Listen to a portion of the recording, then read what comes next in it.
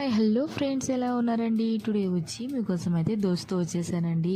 ఏం చేయాలా today recipe అసలు నాకేం అర్థం కాలేదు. టిఫిన్ ఏం చేయాలని చెప్పి అప్పుడే నాకు ఓట్స్ గుర్తొచ్చాయి.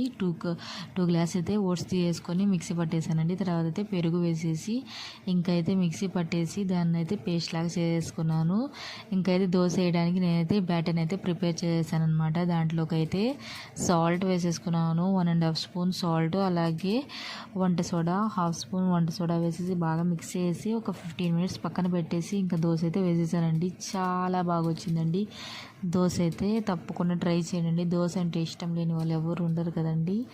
దోశ అంటే నాకు చాలా ఇష్టం అండి. మా బాబుకి అయితే ఇంకా చాలా ఇష్టం. వాడికి రోజు దోశ వేసిచ్చినా చాలు దోశ దోశ అని అడుగుతూ ఉంటాడు.